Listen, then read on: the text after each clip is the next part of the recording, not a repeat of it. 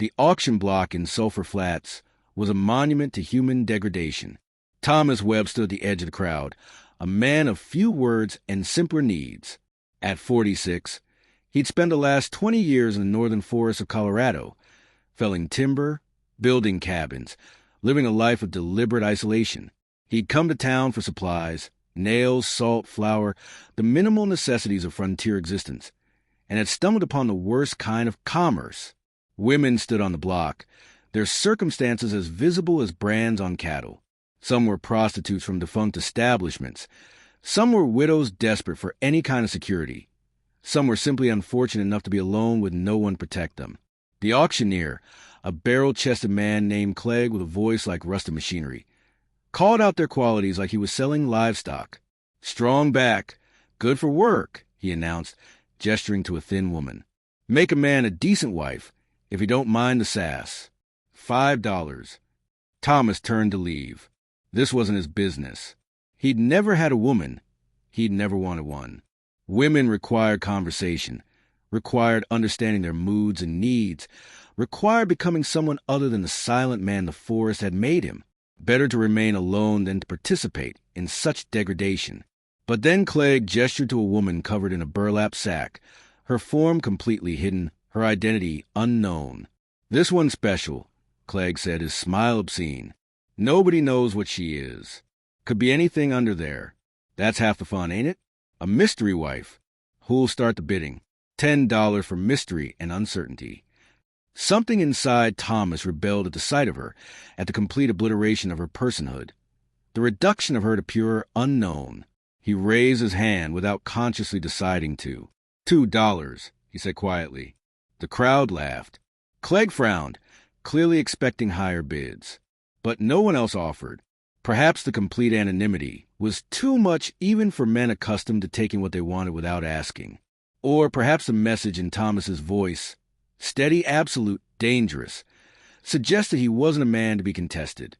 "Sold," Clegg said, surprised at the quickness of it, to the quiet man in the back. "You got yourself a mystery, friend. Could be she's a killer. Could be she's beautiful. Could be she speaks in tongues." Thomas paid the $2 in coin and stepped forward to claim his purchase. But he didn't remove the sack.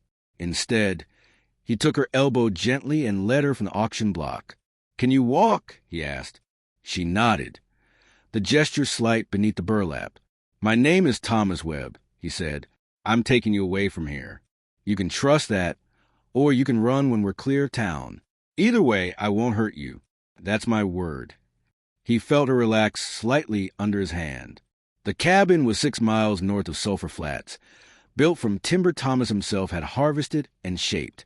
It was solid, warm, and utterly masculine in its spareness. A bed, a table, a fireplace, shelves of supplies. He sat her near the fire and turned away deliberately before removing the sack.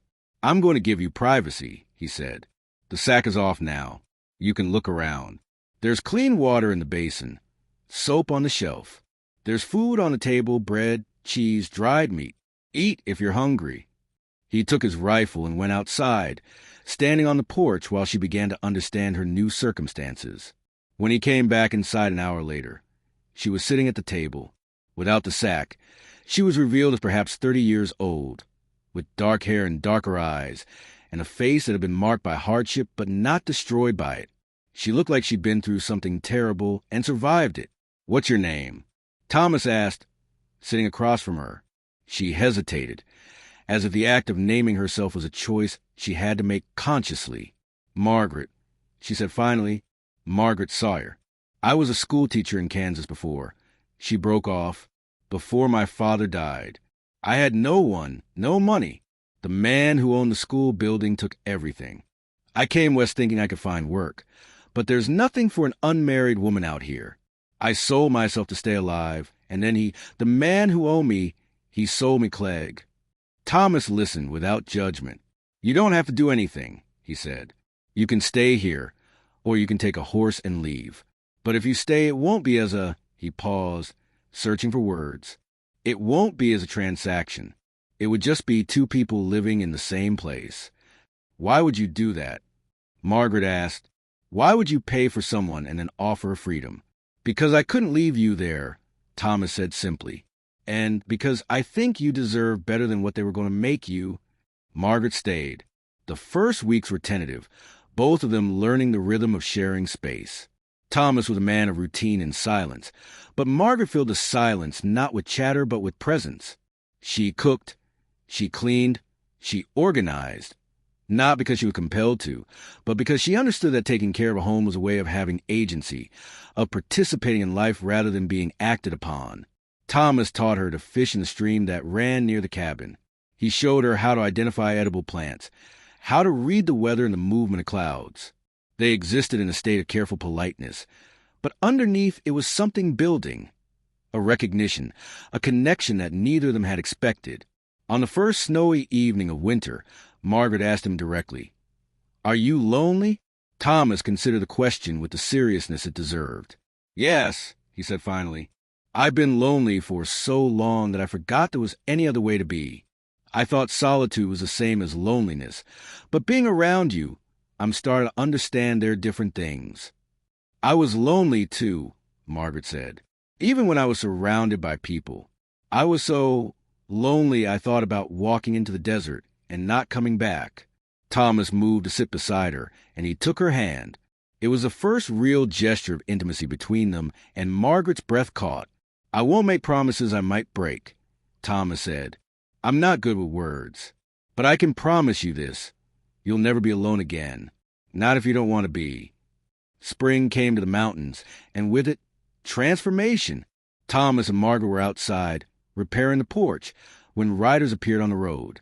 Thomas recognized them immediately, men from Sulphur Flats, including Clegg. His hand went to his revolver.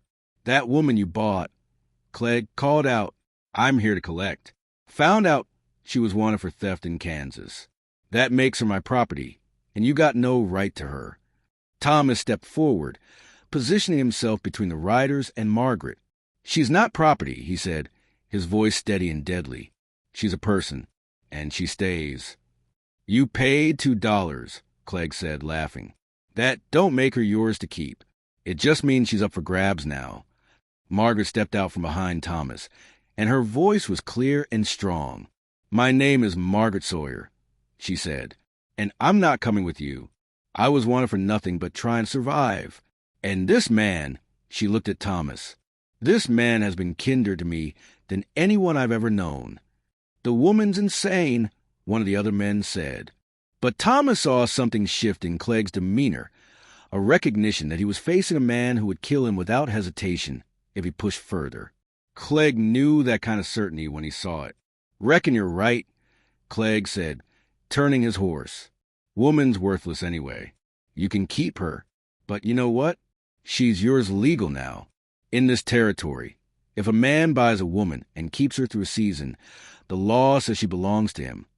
They rode away, dust rising behind them. That night, Thomas found Margaret on the porch, looking out at the stars. "I don't belong to you," she said softly. "Even if the law says I do. I chose to stay. There's a difference." "I know," Thomas said. "That's why I'm going to ask you properly. Will you marry me? Not because of law or custom, but because I love you, and I want to build a life with you, and I want everyone to know that you're my partner, my equal, the person I choose every day." Margaret turned to him, and tears were streaming down her face. "Yes," she said. "Yes, I'll marry you." The wedding happened 6 weeks later in the cabin, with the preacher from Sulphur Flats presiding. Margaret wore a dress she'd sewn from calico, and Thomas wore the only suit he owned. When the preacher asked her name, Margaret spoke it clearly. Margaret Sawyer. When he asked Thomas, his answer was equally clear, Thomas Webb. And when the preacher joined them, Margaret surprised everyone, including Thomas, by speaking her own vows. "I promise to build a life of honesty and partnership with you. I promise to remember that I chose this, that I choose you every day, and that you chose me when no one else could see my worth. I love you, Thomas Webb, not because you bought me, but because you set me free." Thomas, who'd never imagined himself capable of such emotion, wept. Years later, Margaret sat in the cabin with their children, 3 of them, each more wanted and loved than Margaret had ever imagined possible. And she told him the story of their beginning. "Your father paid $2 for me," she would say, "but not because he was buying property. He was buying the right to protect someone. And then he did something even more important. He gave me the choice to leave, and when I chose to stay, he married me as equals." Thomas would always correct her gently. "I paid $2 at an auction, and I came away with everything that matters. Some men spend their whole lives looking for something they can't name. I found mine under a burlap sack," and she had the courage to introduce herself. The woman covering the sack had become a woman who understood that being seen, truly seen, valued, honored, was the greatest gift love could offer. And the lonely lumberjack had become a man who understood that solitude and connection weren't opposites. They were simply two different ways of living, and he'd chosen the one that led to her name on his lips, her hand in his, their future stretching ahead like a mountain trail leading home.